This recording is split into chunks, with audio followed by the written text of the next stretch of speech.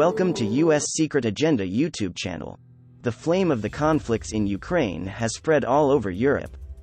While the region was raging under the influence of these conflicts, Russia's absurd demands on Romania, Bulgaria and Ukraine, and after the deployment of hundreds of heavy tanks to the Belarus-Ukraine border, Russian President Vladimir Putin's intention to invade was understood. The United States has openly declared that it is ready to fight Russia by protecting Ukraine in a war in Ukraine. After Russia's demands that Romania and Bulgaria leave the alliance, the war in the region was ignited. After this date, the North Atlantic Alliance and the USA declared an open war against Russia and called it Holy Challenge. Russia, which brought a serious nuclear missile shipment to the south of the USA after the Russian warships and nuclear submarines that appeared in different states of America, was not satisfied with these moves and made very large military shipments to the Ukrainian border yesterday. This situation had a great impact in the White House, and the White House put the Pentagon on red alert. The U.S. Navy implemented contingency plans and took serious measures on both the Ukrainian and American coasts. In the face of clear threats from Russia, Baltic countries such as Sweden, Denmark and the Netherlands are also taking drastic measures to protect themselves from Russia. Especially today, a great crisis broke out as a result of the heavy attack of Russian electronic warfare systems on Norway and UK F-35s, and recently, Sweden armed the Baltic Sea Russian border strip against Russia and deployed a large army to Gotland on the Russian border. Sweden, which showed the strongest reaction to Russia, also deployed its missile systems to the border. In addition, both the Swedish, Dutch and Danish navies are patrolling the Baltic Sea against the Russian threat under NATO orders.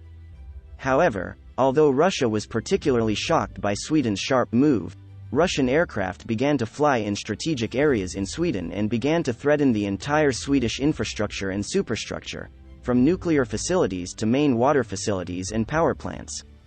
According to today's data, there is a Russian army of 126,000 people only near the Ukrainian border. In addition, on the Ukraine-Belarus-Russia border, 200 heavy tanks consisting of T-72s and T-90s, hundreds of armored vehicles, dozens of advanced missile defense systems, dozens of electronic warfare systems, dozens of nuclear ballistic and hypersonic missiles and over 40 warships in the Black Sea and at least 6 nuclear submarines. Russia currently has 6 warships and 3 nuclear submarines in the Mediterranean. 6 more warships have been ordered to be sent to the Black Sea.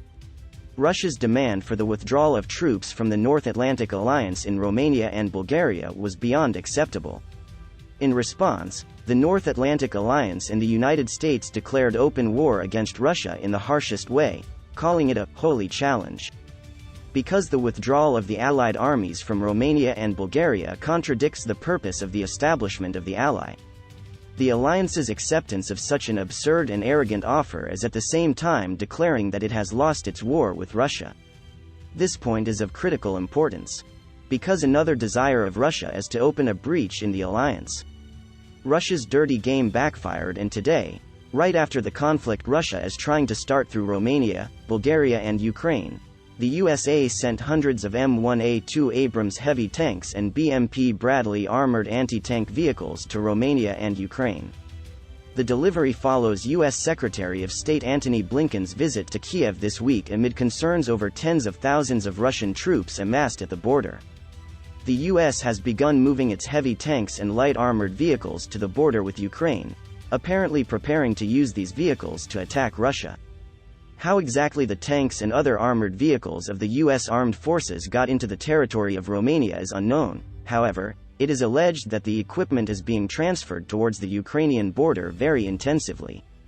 At the moment, it is known that hundreds of American armored vehicles can be deployed on the border between Romania and Ukraine.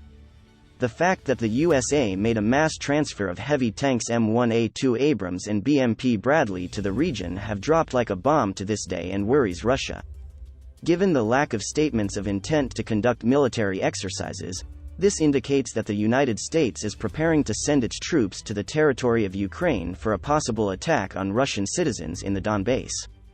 The exact location of the equipment is not known at the moment, but Russia and the USA are creating mutual provocations with the heavy tanks and advanced systems they are actively deploying, contrary to their intentions to reduce the level of escalation in Ukraine. In the images published on social media, it was seen that the U.S. shipment was very wide-ranging and efforts are being made for the urgent dispatch of U.S. armored vehicles to the region and their readiness against Russia. Russia has deployed 2 S-400 air defense systems, 200 trainloads of military equipment, military units and dozens of fighter jets on Belarusian territory. The purpose of this deployment is to minimize the danger of the F-35 in the region by using the S-400s together with the electronic warfare systems that have been sent to the region in the past days.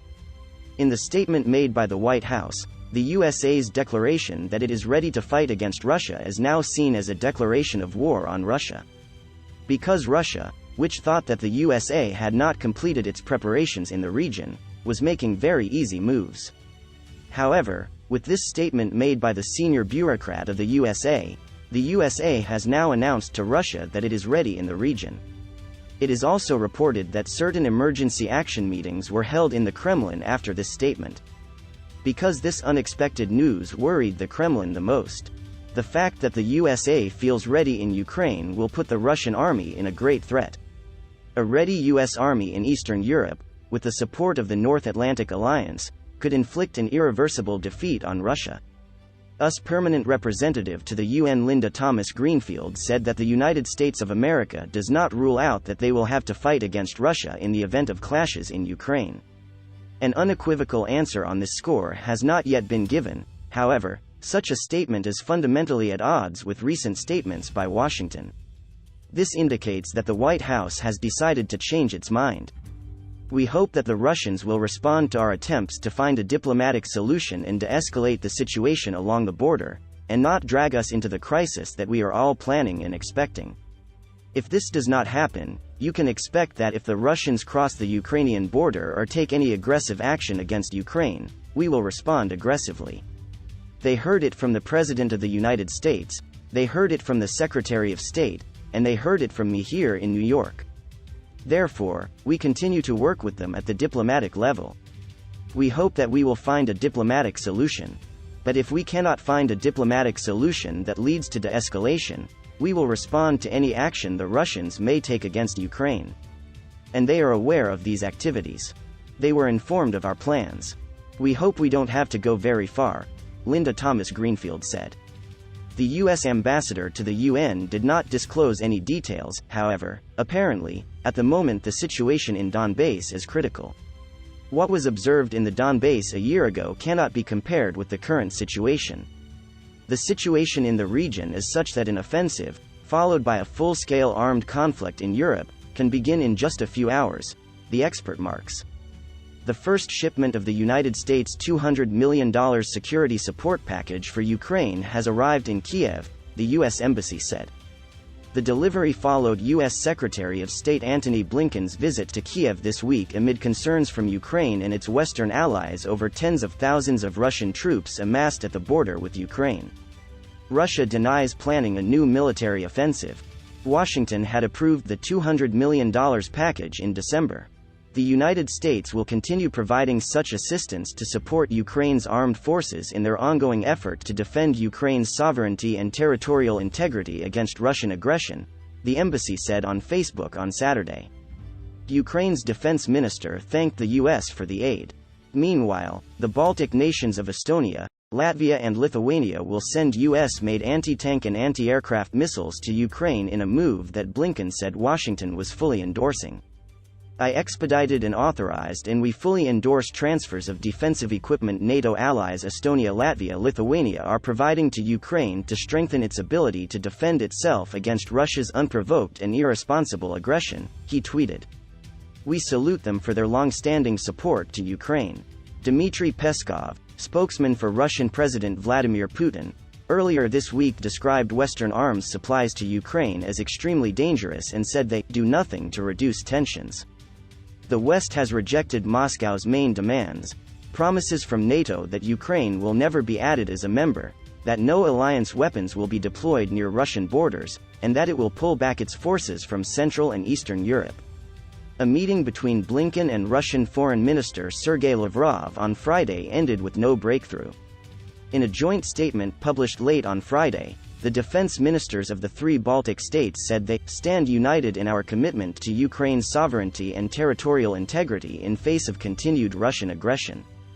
They said Estonia would provide Ukraine with Javelin anti-tank weapons, while Latvia and Lithuania were sending Stinger anti-aircraft missiles and other related equipment to bolster Kiev's defensive military capabilities. Today, Ukraine is at the forefront of separating Europe from the military conflict with Russia. Let's face it, the war in Ukraine is ongoing and it is important to support Ukraine in every way we can so that they can resist the aggressor, Minister of Defense of Estonia Kalle Laanett said. It was not immediately clear when the weapons and equipment would be sent to Ukraine.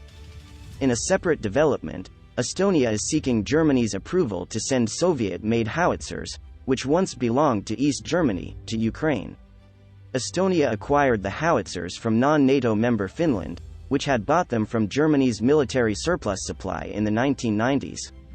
The German government said on Friday that it was considering Estonia's request to pass the howitzers on to Ukraine but gave no timeline for a decision. Speaking from Istanbul, Turkey, Matthew Bryza of the Atlantic Council said while the amassing of troops along the Ukraine border was an unprecedented peacetime military buildup, he believed war was not Russian President Vladimir Putin's preferred outcome. A full-scale invasion is costly. It is risky because there will be a lot of Russian casualties as well, and the Ukrainian military is much better equipped than in 2014, he told Al Jazeera. In 2014, Russia seized the Crimean Peninsula after the overthrow of Ukraine's Moscow-friendly leader and also backed a separatist armed uprising in eastern Ukraine. Ukrainian civilians are ready to fight. There will be a partisan war potentially for years that will inflict heavy casualties, Bryza added.